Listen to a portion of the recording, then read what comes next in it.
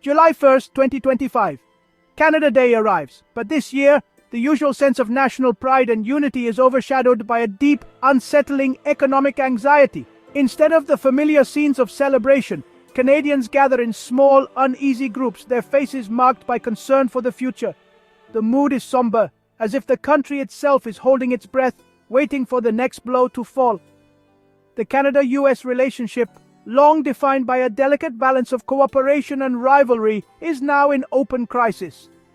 Donald Trump's dramatic return to the White House has upended the old order, sending shockwaves through Ottawa and beyond. What was once a partnership built on mutual benefit has become a battleground of clashing interests and bruised egos. This isn't just another minor trade spat or a routine disagreement over tariffs. It's a full-blown confrontation, with Trump threatening sweeping, punitive tariffs that could devastate Canadian industries from auto manufacturing to agriculture. The border, once a symbol of friendship, now feels like a fault line, with trucks idling and factories shuttering as uncertainty spreads. The old rules of engagement have been tossed aside. Trump, emboldened by his political comeback, sees Canada less as a trusted partner and more as a competitor taking advantage of American goodwill. His administration's demands are blunt, uncompromising, and leave little room for negotiation or compromise. The immediate trigger for this crisis is Canada's new tax on global tech giants, a move meant to level the digital playing field, but one that Washington sees as a direct attack on American business interests. The digital tax is just the spark that ignited a much larger firestorm. But the roots of this conflict run far deeper. Long-standing disputes over dairy, border security, and fundamentally different economic visions have been simmering for years. Now, they've erupted into open hostility, with both sides digging in and public protests growing louder. Trade talks, once a routine part of the relationship, collapsed dramatically in June. Ottawa is left scrambling for options, as uncertainty grips the markets, and everyday Canadians anxiously watch the news, wondering what the next day will bring. For Prime Minister Mark Carney, a newcomer to the world of politics, this is a trial by fire. He must balance delicate diplomacy with the United States, calm a nervous public, and try to steady a fragile economy, all while facing mounting pressure from both inside and outside his own party. The world is watching closely as Canada stands at the edge of an unprecedented economic showdown with its most powerful neighbor.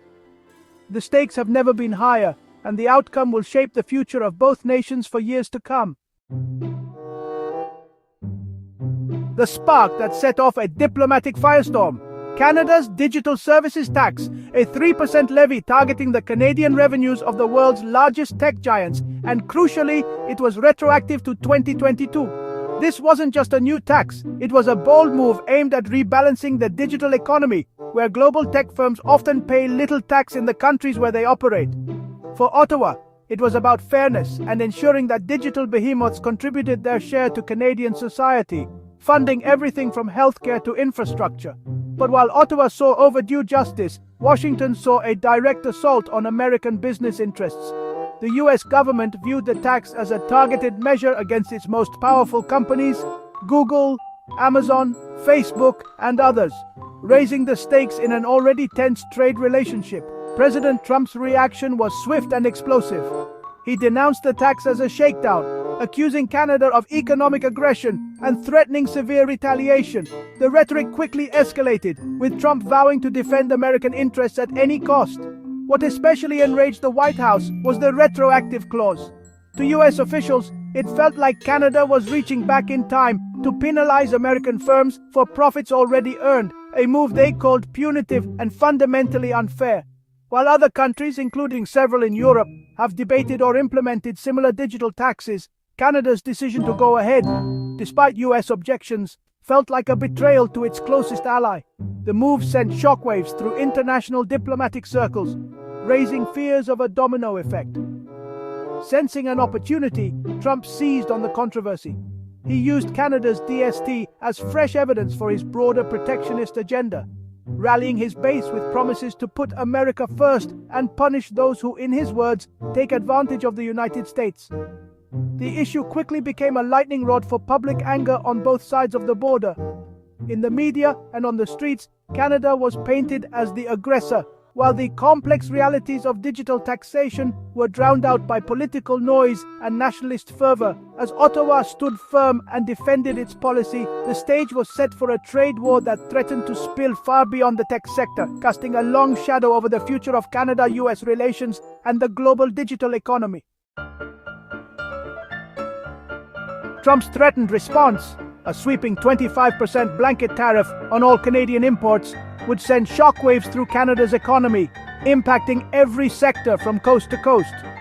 The scale of this move is unprecedented, and its effects would be felt not just in boardrooms, but in the daily lives of millions of Canadians. Over 75% of Canadian exports are destined for the United States, making the US by far Canada's largest trading partner.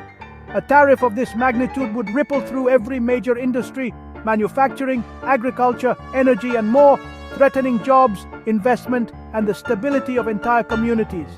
The auto sector, which relies on a seamless flow of parts and vehicles across the border, would be among the hardest hit. Factories could grind to a halt, supply chains would be disrupted, and mass layoffs could become a grim reality for thousands of workers on both sides. Aluminum, steel, and lumber, cornerstones of Canada's export economy, would suddenly become far less competitive. Canadian producers would struggle to find buyers, while American manufacturers and builders would face higher costs, leading to price hikes for consumers and uncertainty in both countries. American home builders already grappling with rising costs would see prices soar even higher. Meanwhile, Canadian towns that depend on these industries for their livelihoods would be pushed to the brink, facing layoffs, business closures, and shrinking local economies. But Trump's demands don't stop at trade.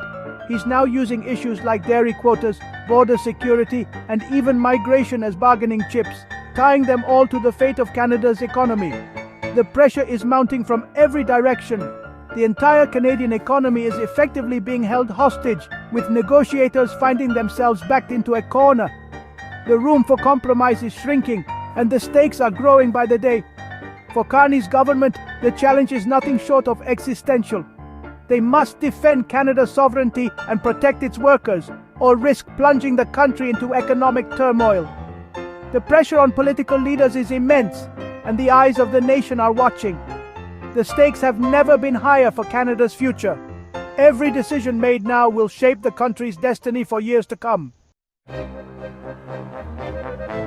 Mark Carney, former central banker, now leads Canada through its toughest test in decades.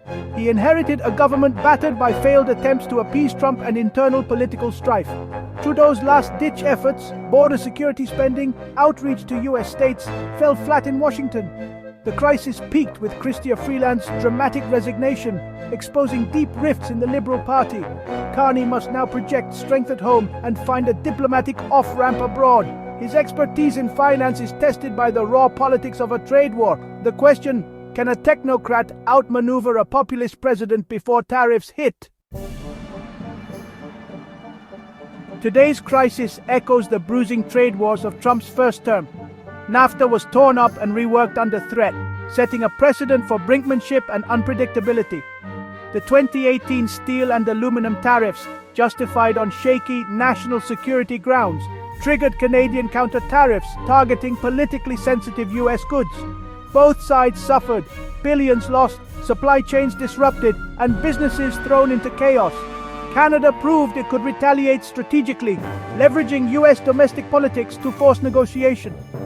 Personal animosity between Trump and Trudeau poisoned talks, teaching Ottawa to separate bluster from policy. These hard lessons, retaliation, political pressure, and thick skin, are now Ottawa's playbook. The scars of past battles shape every move in today's standoff. History warns this conflict could be even more costly. Trudeau's final years set the stage for today's crisis. His government's optimism after Trump's re-election quickly faded as old strategies failed. Outreach to US states and promises on critical minerals couldn't sway a more aggressive Trump. The December 2024 diplomatic mission to Florida yielded nothing.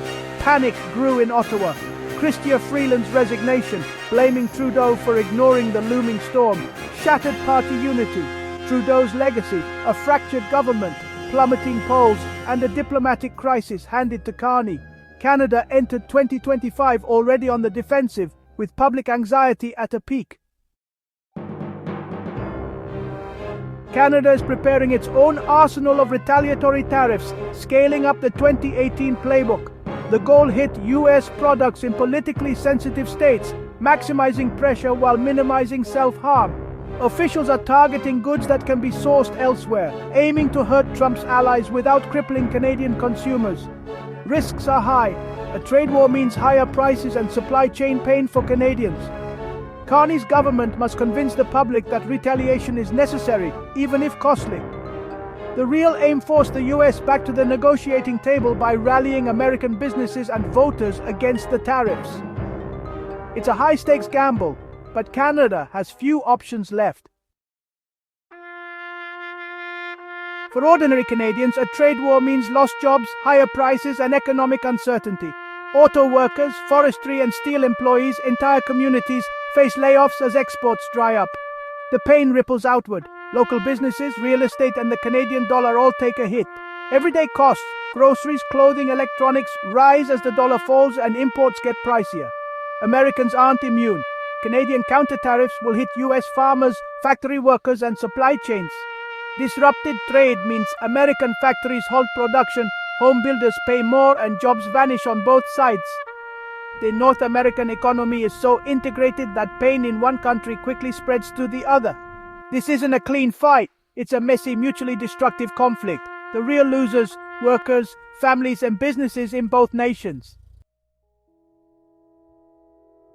As Canada Day 2025 dawns, both nations stand on the brink of a trade war that serves neither. Trump's tariffs threaten to plunge Canada into recession, dismantling industries built over generations. Carney must defend sovereignty and seek a diplomatic exit, retaliate, but also build alliances within the US. The lessons of past disputes are vital, but the scale now is unprecedented. Retaliatory lists will escalate the conflict before any hope of de-escalation. The integrated North American economy, once a strength, is now a vulnerability. True prosperity depends on cooperation, not conflict.